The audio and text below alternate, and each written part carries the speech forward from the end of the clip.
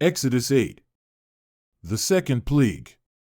Then the Lord said to Moses, "Go to Pharaoh and say to him, 'This is what the Lord says, let my people go, so that they may worship me. If you refuse to let them go, I will send a plague of frogs on your whole country. The Nile will teem with frogs. They will come up into your palace and your bedroom and onto your bed, into the houses of your officials and on your people, and into your ovens and kneading troughs. The frogs will come up on you and your people and all your officials.'" Then the Lord said to Moses, "Tell Aaron, stretch out your hand with your staff over the streams and canals and ponds, and make frogs come up on the land of Egypt." So Aaron stretched out his hand over the waters of Egypt, and the frogs came up and covered the land. But the magicians did the same things by their secret arts. They also made frogs come up on the land of Egypt. Pharaoh summoned Moses and Aaron and said, "Pray to the Lord to take the frogs away from me and my people, and I will let your people go to offer sacrifices to the Lord." Moses said to Pharaoh, "I leave to you the honor of setting the time for me to pray for you and your officials and your people, that you and your houses may be rid of the frogs, except for those that remain in the Nile." "Tomorrow," Pharaoh said. Moses replied, "It will be as you say, so that you may know there is no one like the Lord our God. The frogs will leave you and your houses, your officials and your people. They will remain only in the Nile." After Moses and Aaron left Pharaoh, Moses cried out to the Lord about the frogs he had brought on Pharaoh. And the Lord did what Moses asked. The frogs died in the houses, in the courtyards, and in the fields. They were piled into heaps, and the land reeked of them. But when Pharaoh saw that there was relief, he hardened his heart and would not listen to Moses and Aaron, just as the Lord had said. The plague of gnats. Then the Lord said to Moses, "Tell Aaron, stretch out your staff and strike the dust of the ground, and throughout the land of Egypt the dust will become gnats." They did this, and when Aaron stretched out his hand with the staff and struck the dust of the ground, gnats came on people and animals. All the dust throughout the land of Egypt became gnats.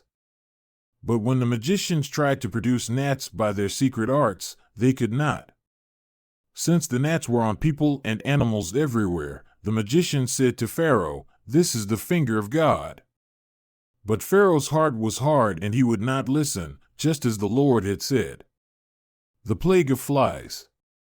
Then the Lord said to Moses, "Get up early in the morning and confront Pharaoh as he goes to the river, and say to him, 'This is what the Lord says, let my people go, so that they may worship me. If you do not let my people go, I will send swarms of flies on you and your officials, on your people and into your houses. The houses of the Egyptians will be full of flies, even the ground will be covered with them. But on that day I will deal differently with the land of Goshen, where my people live. No swarms of flies will be there, so that you will know that I, the Lord, am in this land. I will make a distinction between my people and your people. This sign will occur tomorrow." And the Lord did this. Dense swarms of flies poured into Pharaoh's palace and into the houses of his officials. Throughout Egypt the land was ruined by the flies. Then Pharaoh summoned Moses and Aaron and said, "Go, sacrifice to your God here in the land." But Moses said, "That would not be right. The sacrifices we offer the Lord our God would be detestable to the Egyptians. And if we offer sacrifices that are detestable in their eyes, will they not stone us? We must take a 3-day journey into the wilderness to offer sacrifices to the Lord our God, as he commands us." Pharaoh said, "I will let you go to offer sacrifices to the Lord your God in the wilderness, but you must not go very far. Now pray for me." Moses answered, "As soon as I leave you, I will pray to the Lord, and tomorrow the flies will leave Pharaoh and his officials and his people. Only let Pharaoh be sure that he does not act deceitfully again by not letting the people go to offer sacrifices to the Lord." Then Moses left Pharaoh and prayed to the Lord, and the Lord did what Moses asked. The flies left Pharaoh and his officials and his people, not a fly remained. But this time also Pharaoh hardened his heart and would not let the people go.